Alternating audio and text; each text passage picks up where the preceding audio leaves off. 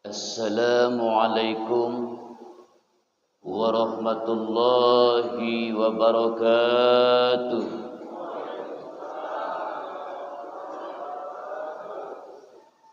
Alhamdulillahillazi farada alaina ta'alluma syara'i'il Islam wa ma'rifata sahihil muamalati wa fasidiha li ma'rifatil halali wal haram wa ja'ala malaman alima zalika wa amila bihil khuluda fi daris salam wa ja'ala masira man khalafahu wa asahu darul intiqam. Ashhadu an la ilaha illallah wahdahu la syarika lahul mannu bi ni'amil jisam wa ashhadu anna Muhammadan abduhu wa rasuluhul mab'usu rahmatan lil anam sallallahu wasallam alaihi wa ala alihi wa sahbihil bararatil kiram amma ba'du. Faqala azza wa jalla fi kitabihil karim wa huwa asdaqul qailin bismillahirrahmanirrahim wa ma arsalnaka illa rahmatan lil alamin wa qala nabiyyuna Muhammadin sallallahu alaihi wasallam khiyaru ummati fi kulli kharnin khamsumiatin wal abdalu arba'una. Qala Imam Ibnu Athaillah kun taliban lil istiqomah wala takun taliban lil karamah. Hadratil mukarram wal muhtaram yang saya hormati dan yang saya muliakan, khusus alim ulama teristimewa sepuh setempat yang sudah mendapatkan kemuliaan dari Allah. Mudah-mudahan ditambah-tambah kemuliaan dan ditambah-tambah keberkahan ilmunya, amin. Teristimewa MC yang sudah memberikan waktu, kita doakan mudah-mudahan diberikan ilmu yang manfaat dan barokah, amin. Al-mukarramun para alimil ulama minal muallimin wal muta'alimin, para sepuh tokoh masyarakat jamaah semuanya yang hadir pada saat ini, yang sudah mendapatkan kemuliaan dari Allah. Mudah-mudahan semuanya ditambah-tambah kemuliaan, tambah-tambah keberkahan, amin. Ya Allah ya Rabbal. Seraya marilah kita panjatkan puji syukur kehadiran Zat yang Maha Ghafur yang telah mempersamakan kita berkumpul di tempat yang amat sangat berbahagia ini dalam rangka pengajian.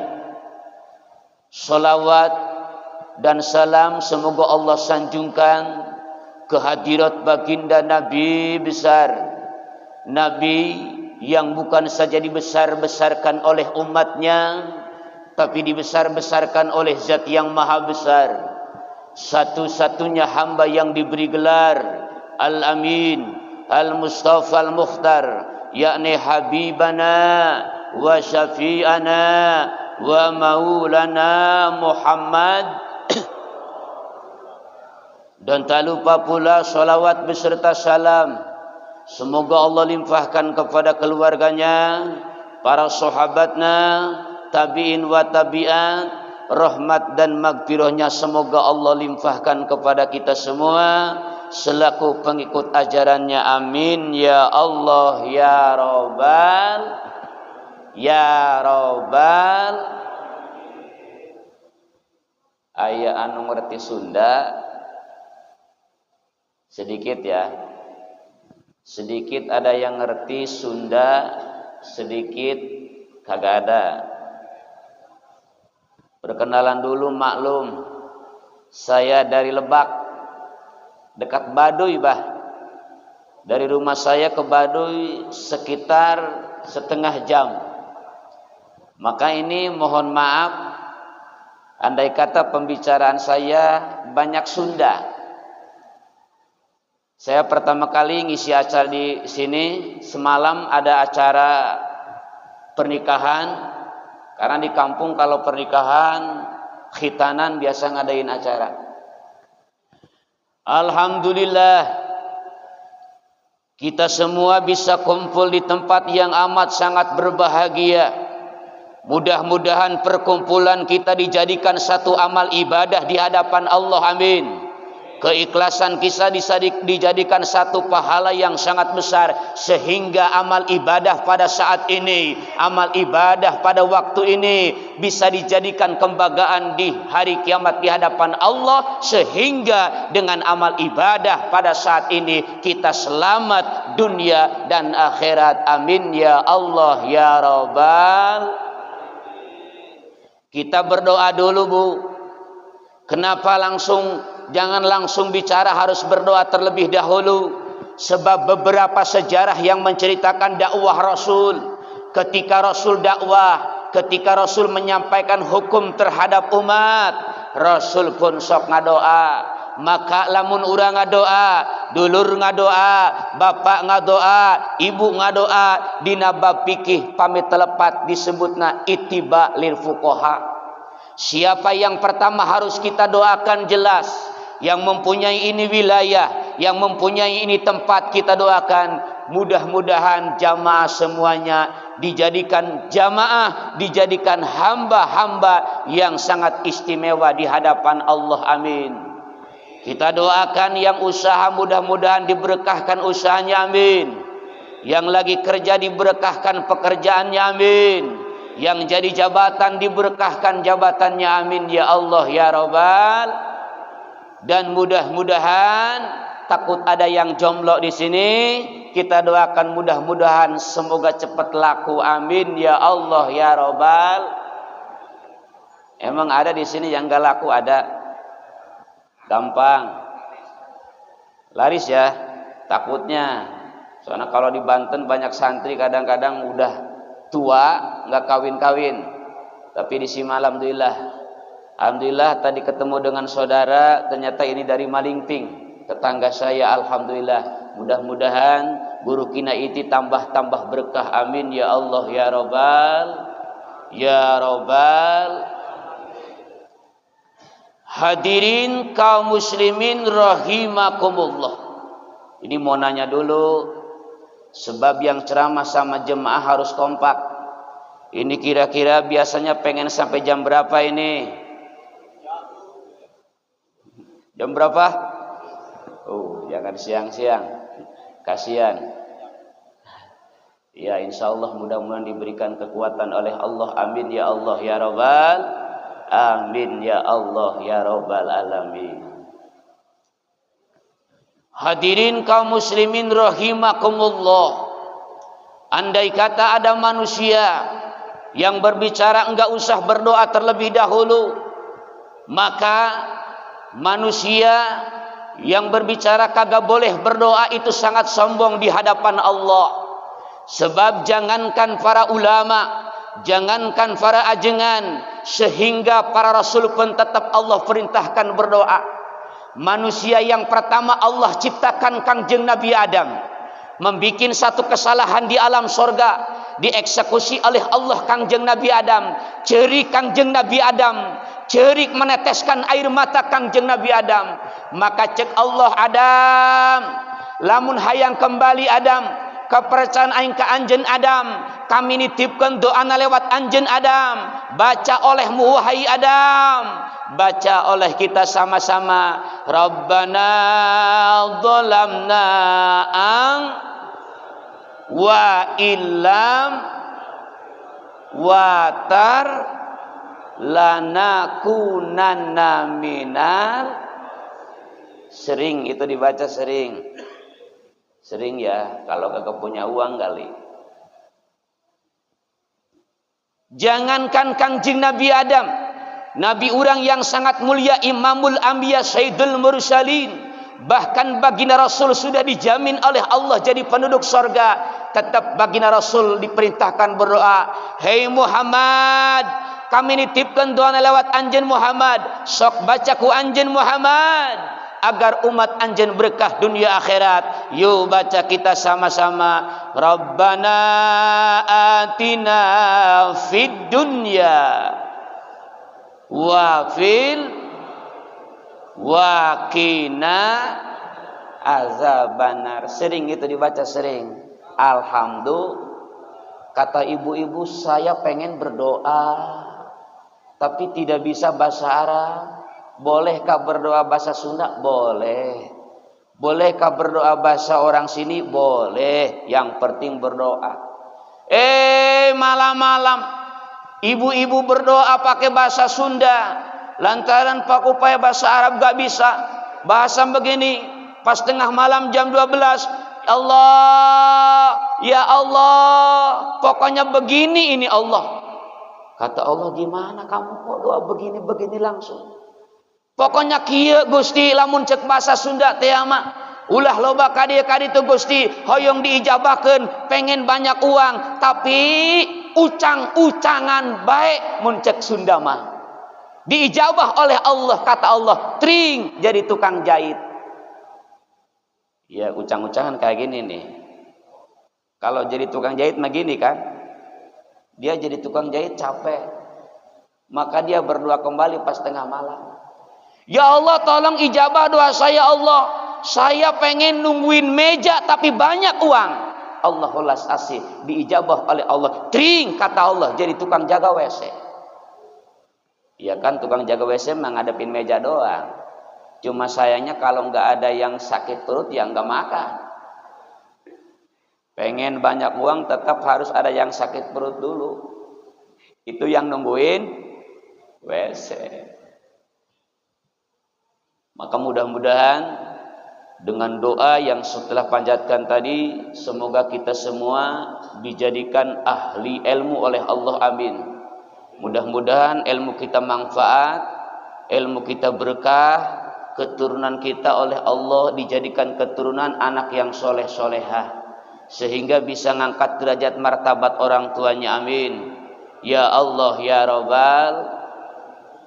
Bapak pengen tahu ilmu yang manfaat seperti apa? Ibu tahu yang dinamakan ilmu manfaat itu seperti apa, Bu? Mungkin kita punya pikiran yang dinamakan ilmu manfaat, hebat baca alfiyahnya, hebat baca fikihnya, hebat baca tafsirnya. Ternyata bukan, Bu. Yang dinamakan ilmu manfaat, allazi yanbasitu bisadri si'auhu, cahaya ilmunya, sorot ilmunya bisa ngajembarkeun kanu ngajadi hatena. Wayan kasipu anil qalbi qanauhu, rasa sirik, rasa pidik, rasa hasud terbuka oleh adanya ilmu. Walaupun tongkrongannya juga ustad, peciknya gede, sorbannya gede, kalau di dalam hati penuh rasa iri, penuh rasa dengki, penuh rasa hasud, itu bukan termasuk ulama, itu bisa dikatakan oknum ulama. Karena ilmu bukan satu-satunya jalan untuk selamat dari azab Allah, bukan. Kalau ilmu kita jadikan satu-satunya jalan untuk selamat dari azab Allah, bagaimana Bal'am bin Ba'uro ilmunya? Bal'am bin Ba'uro ahli ibadah, beliau ahli zikir. Ketika Bal'am bin Ba'uro berdoa dari langit pertama tembus sampai ke aras, tapi ketentuan Allah ketika meninggal, letahna kalau bahasa Sunda keluar kayak anjing, diabadikan di dalam Al-Quran. Na'udzubillahi min. Mana yang dinamakan ilmu manfaat? Kesadaran diri kita makhluk, Allah khalik, ibadah kepada Allah tanpa dibarengan dengan rasa hasud, tanpa dibarengan dengan rasa syirik, tanpa dibarengan dengan rasa dengki. Intinya yang tawadu itulah yang sangat hebat di hadapan Allah. Alhamdulillah. Mudah-mudahan jamaah semua dijadikan oleh Allah jamaah-jamaah yang sangat tawadu di hadapan Allah. Mudah-mudahan dijadikan jemaah-jemaah yang berkah di hadapan Allah. Amin ya Allah ya Rabbal. Sebelum tadi saya kesini ngisi acara hajatan dulu, ternyata Allah menentukan salah satu keluarganya ada yang meninggal. Maka acara dilanjutkan, berangkat dari Bojong Manik Rangkas jam 12. Alhamdulillah sampai sini jam 3 karena langsung masuk tol. Maka ketika ada yang meninggal, saya berpikir kita pun tak akan kemana lagi. Kullu nafsin za'iqatul maut, kita akan meninggal. Kullu man 'alaiha fan, bahwa tidak ada yang abadi di alam dunia, semuanya akan pulang menghadap Allah. Maka ini jamaah mengadakan pengajian, punya rasa tawadu di hadapan Allah, karena yakin kita semua akan pulang menghadap Allah Subhanahu. Tempat kita yang abadi adalah 1 meter kali 2 meter. Walaupun orang kaya, banyak harta, banyak kekayaan, belum pernah dengar saya orang kaya meninggal dikuburkan di ruang tamu, belum pernah. Ada orang kaya meninggal, dikuburkan ini mah di ruang khusus di kamar depan, belum pernah.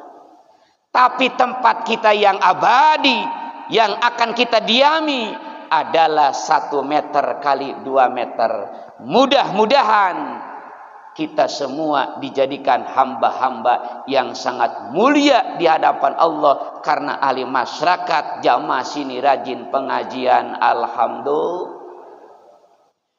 Hadirin kaum muslimin rahimakumullah.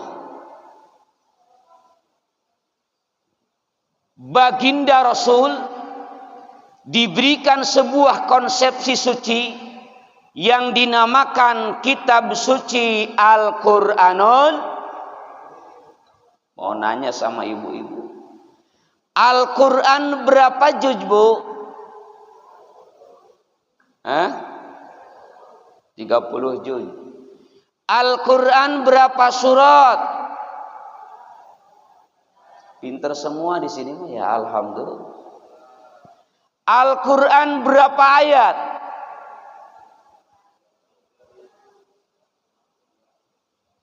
Berapa ayat? Sekali lagi. 6.666. Alhamdulillah. 1000 ayat apa, Bu? Kagak bisa ya? Kagak hafal. Tapi alhamdulillah ibu-ibu tahu. Al-Qur'an 30 juz.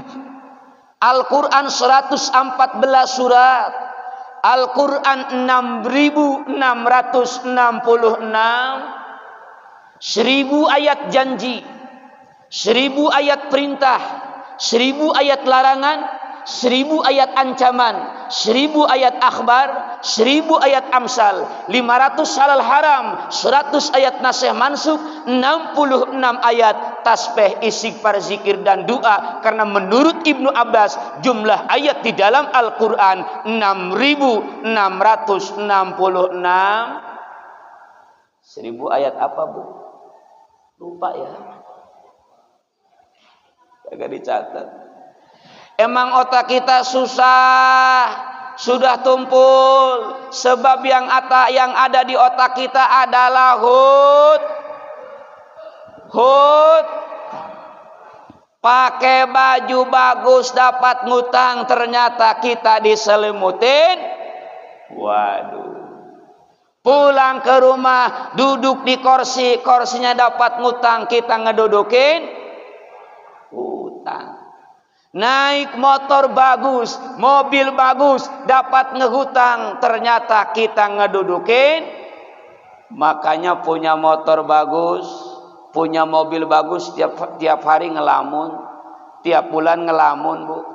Ditanya sama tetangganya, Pak, ini motor Bapak? Bukan.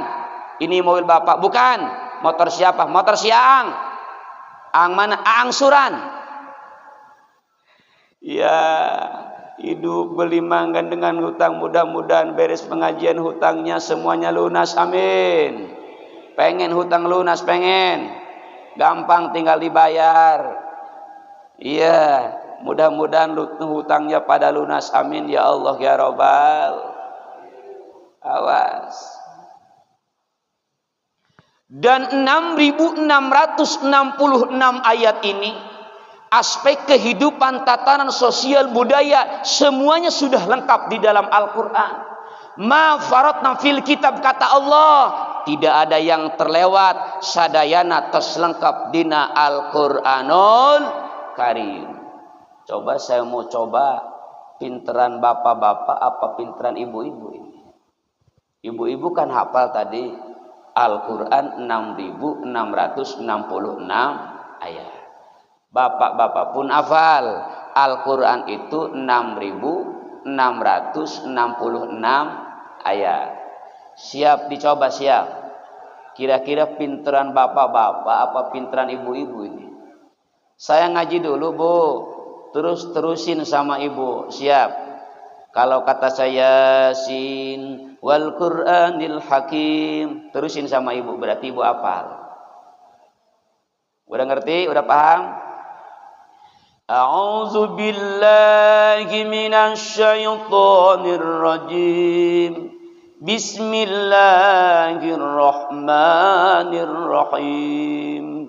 Al-yawma akmaltu lakum dinakum. Terus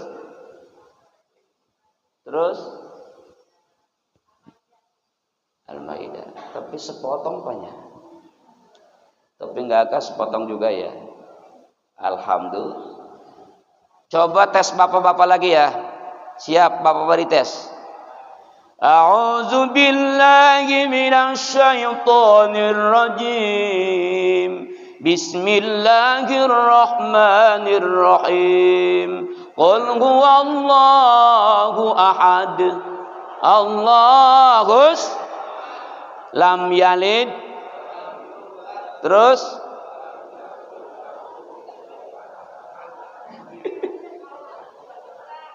itu kira-kira pinteran siapa ya? Ibu-ibu. Aduh, ini mah wajar Bu ya. Bisa juga ini mah qul huwallahu ahad Allahu samad lam yalid wa lam yulad wa lam yakul lahu kufuwan. Yakin bapak-bapak soleh. Mau nanya sama ibu-ibu, Bu. Kalau bapaknya pulang dari kerja sering dibeliin apa? Sering dibawain oleh-oleh apa? Ini ada keterangan yang sangat luar biasa, Pak.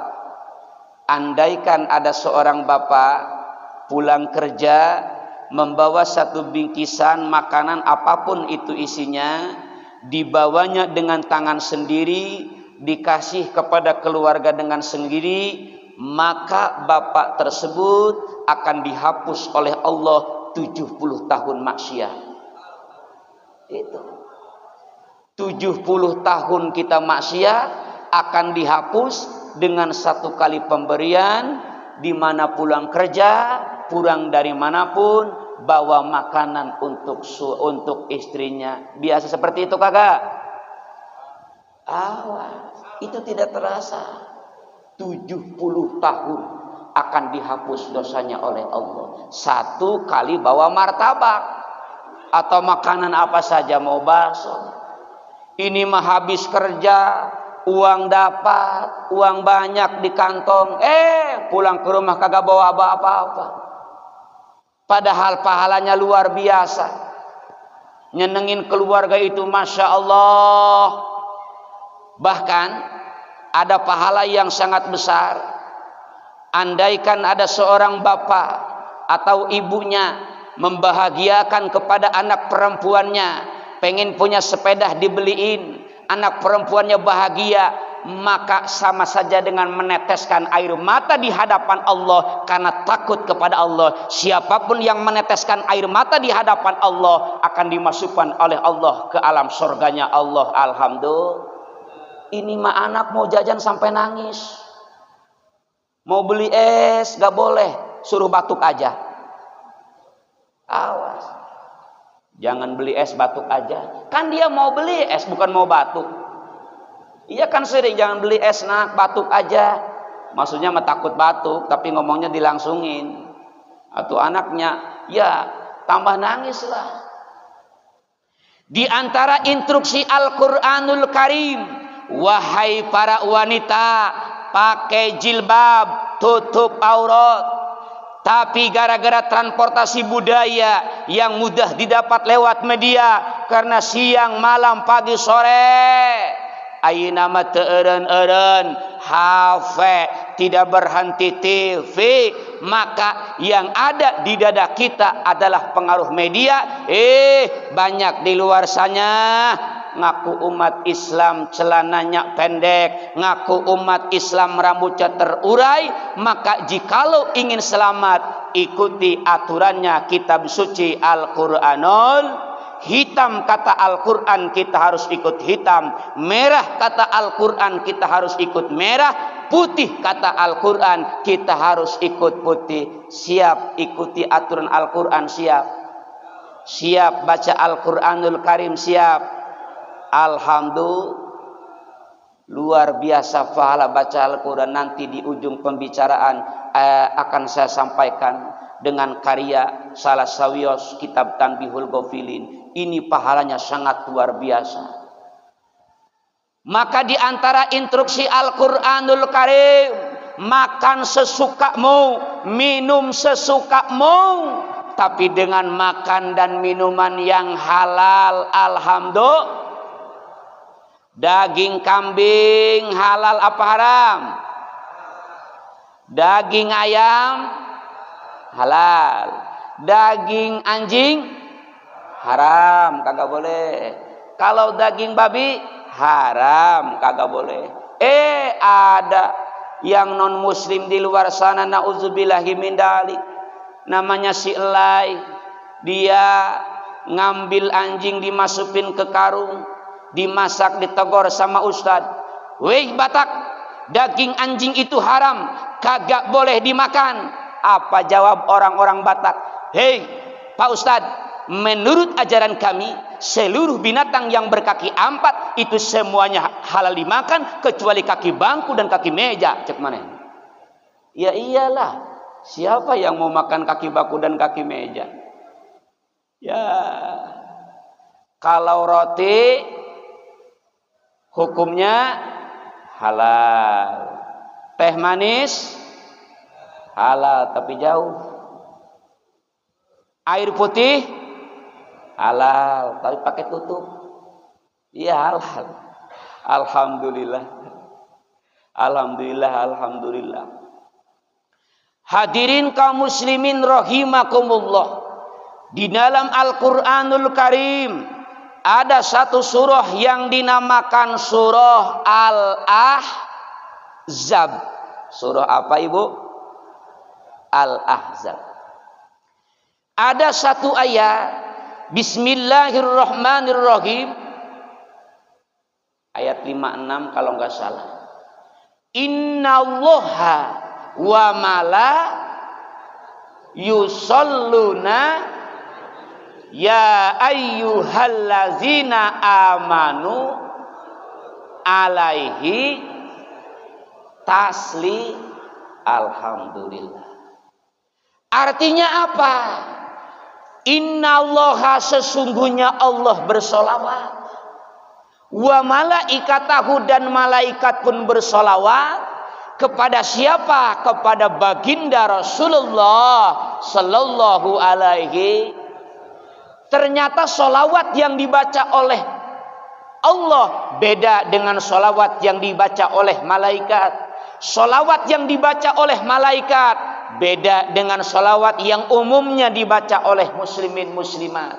Solawat yang dibaca oleh Allah adalah bimana rahmat. Ketika Allah bersolawat, ternyata Allah melimpahkan rahmat untuk baginda Rasulullah sallallahu alaihi. Solawat yang dibaca oleh para malaikat, malaikat penjaga langit, malaikat penjaga bumi, semuanya bersolawat kepada baginda Rasul. ternyata semuanya memintakan pengampunan untuk baginda Rasulullah sallallahu alaihi. Sholawat yang dibaca oleh umumna umat Islam, ad-du'a'u bil khair, adalah doa kebaikan. Maka amalan yang paling hebat, yang bisa tembus langsung, tidak ada lagi hanya sholawat. Amalan istighfar itu termasuk amalan yang sangat luar biasa. Tapi kalau kita bandingkan antara istighfar dengan sholawat, ini kedudukan sholawat nomor 1. Kadang-kadang kalau kita istighfar, mulut kita istighfar tapi hati kemana-mana. Betul? Kayak sholat aja, pas mulai usoli, ibu-ibu sholat. Sholatnya contohnya sholat duhur, pas ngejeburin pakaian, kebetulan pas sebelum sholat duhur itu mendung mau hujan. Ibu sholat, Allahu Akbar, jeger, ada geledek. Bentar lagi turun ini hujan. Gimana itu sholatnya? Kadang-kadang benda-benda yang hilang di dalam sholat, dia lagi masak, nyambel, coetnya nggak ada. Pas coetnya nggak ada, ketika sholat ingat, pas Allahu Akbar, coet mandi pinjam sama si Asma. Itu kan ingat semuanya dalam sholat, betul. Ya Allah ya Rabb. Maka mudah-mudahan walaupun ada kekurangan ibadah kita dimaklum, amin, dimaafkan oleh Allah, amin ya Allah ya Rabbal. Andai kata kita bandingkan sholawat dengan istighfar, sholawat bisa meraih nomor 1. Karena yang dilihat bukan kita, tapi yang dilihat adalah sosok yang agung, yaitu baginda Rasulullah sallallahu alaihi. Ibu sering baca sholawat Umi? Sering. Tahu yang namanya sholawat Umi? Seperti apa? Nah, Allahumma sholli ala sayyidina Muhammadin abdika wa rasulika nabiyyi. Sekali lagi. Allahumma sholli ala sayyidina Muhammadin abdika wa rasulika nabiyyi. Siapapun manusia muncik bahasa rangkas mas saha bae jalmana. Ngerti saha bae jalmana? Paham? Kalau bahasa sini mas siapapun manusia yang membaca sholawat 70 kali sholawat Umi di malam Jumat, maka orang tersebut dihapus oleh Allah 70 tahun maksiat beliau. Itu baca 70 kali dihapus 70 tahun. Sering-seringlah bersolawat, karena orang yang sering baca solawat akan diistimewakan oleh Allah. Yang baca solawat rezekinya akan dibedakan oleh Allah. Yang baca solawat hidup dan kehidupannya akan diberkahkan oleh Allah. Yang sering baca solawat ibu, keturunannya akan dijadikan soleh-soleha. Rajinlah baca solawat, ada riwayat dan sejarah. Dulu ini pernah terjadi. Ada seorang manusia yang meninggal. Maka ketika meninggal, jamaah ahli masyarakat pada jauh. Sebab pas meninggal ngedadak, itu badannya jadi hitam. Jadi apa? Kayak gosong gitu bu, hitam. Mun bahasa rangkas mah hidung. Mun bahasa rangkas mah hidung. Ketika meninggal hitam, maka anak-anaknya merasa malu kepada tetangga karena melihat seorang ayahnya pas meninggal ternyata badannya jadi hitam. Malu karena yakin semuanya tetangga pada ngomongin karena ayahnya pas meninggal badannya itu hitam. Dia berdoa kepada Allah, ya Allah, selamatkan ayah saya ya Allah. Jangan sampai terjadi seperti ini ya Allah. Ternyata dia langsung tidur di pinggir ayahnya jamaahnya enggak ada, yang nungguinnya kabur, sebab lihat ayahnya kondisi ketika meninggal dalam keadaan gosong atau hitam. Anaknya kan sedih, lihat orang tuanya pada ninggalin karena hitam. Maka ketika anaknya tidur, ada cahaya mimpi, ada cahaya yang datang sama anak. Cahaya itu sangat tampan sekali, cahaya itu sangat wangi sekali, cahaya itu sangat indah sekali. Maka ini seorang anak bertanya, siapa engkau? Kok sampai engkau datang ke sini, saha anjeun? Siapa engkau wahai cahaya yang sangat indah? Siapa engkau cahaya yang sangat hebat? Dijawab oleh beliau, saya Rasulullah. Maka baginda Rasul duduk mendoakan sang mayit, mendoakan almarhum. Apa yang diceritakan, yang dibacakan oleh Rasulullah, ya Allah, mudah-mudahan selamatkan ini hambamu yang sudah meninggal, selamatkan ini almarhum ya Allah, maka terimalah semuanya amal ibadahnya. Ditanya kembali oleh anaknya, kok bisa wahai engkau baginda Rasul sampai datang ke sini mendoakan ayah saya? Ayah kamu walaupun dipandang oleh tetangga ini enggak benar, ayahmu walau dipandang oleh tetangga ini salah, ayahmu walau dipandang oleh tetangga ahli maksiat, di dalam kalbu ayahmu sering membacakan sholawat. Maka aku doakan beliau selamat dunia dan selamat akhirat. Pahala sholawat luar biasa. Maka kalau saya sampaikan ini berkah sholawat dan pahala sholawat, tidak akan pernah selesai satu hari, tidak akan pernah selesai satu minggu, bahkan tidak akan pernah selesai berbulan-bulan. Ada pahala sholawat yang dijaminkan oleh hamba yang punya utang. Pernah terjadi. Di zaman dulu ada seseorang punya utang. Kalau zaman sekarang berapa ya? Zaman dulu utangnya itu kalau enggak salah 500 dinar. 500 dinar itu kalau zaman sekarang ya minimal 500 juta apa lebih ya. Pokoknya 500 dinar. Beliau punya utang 500 dinar. Maka di dalam jangka 1 minggu hutang ini harus lunas. Kata bos besar, andai kata kamu tidak mampu untuk membayar hutang tersebut, maka saya akan laporkan ke pengadilan, saya akan penjarakan kamu. Apa kata orang miskin yang punya hutang? Ya siap.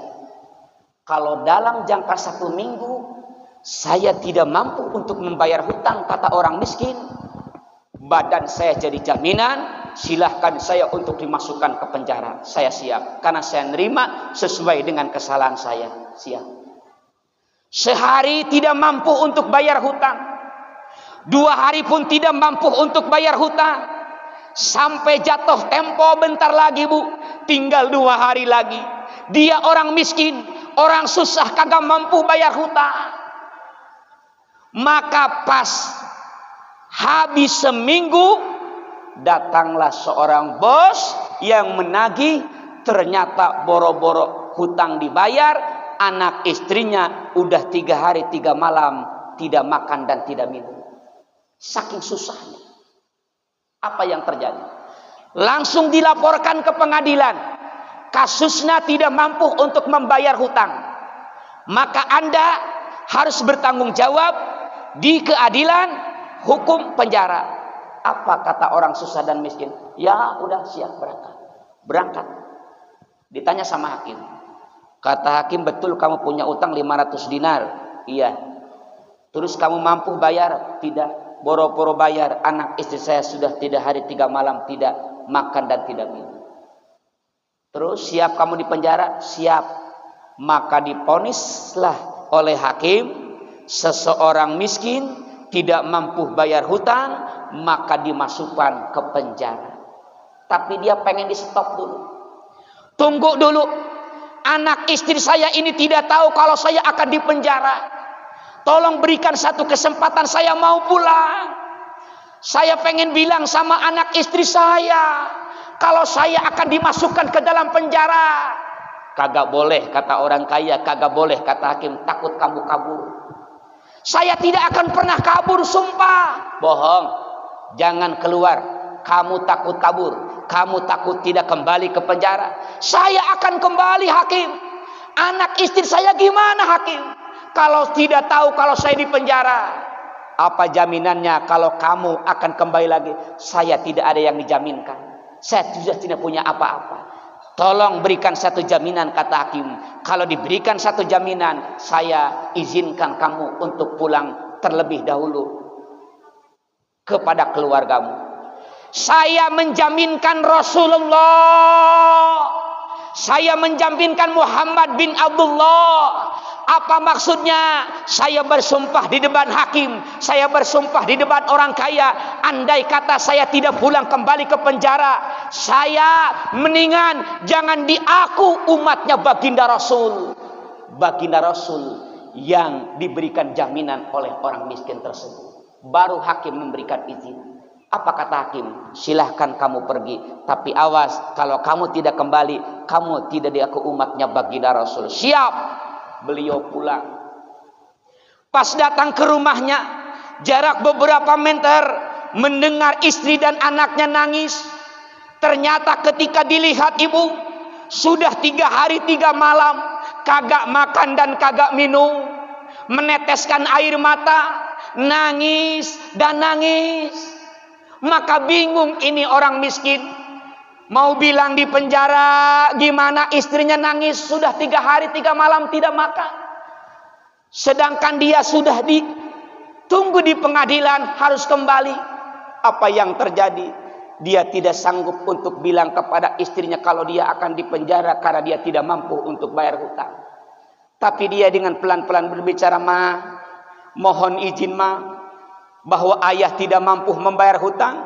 Saya tidak mampu membayar hutang. Sekarang sudah ditunggu di penjara, mempertanggungjawabkan hutang tersebut." "Oh, ya udah nggak apa-apa, papa ke penjara aja. Tapi sebelum berangkat ke penjara, anak-anak kita mana? Kita bersalawat dulu bareng-bareng." Baca solawat ibu bareng-bareng.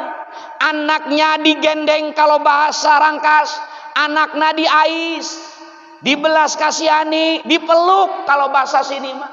Maka anaknya, istrinya semuanya kumpul bersolawat kepada baginda Rasul, meminta lewat baginda Rasul.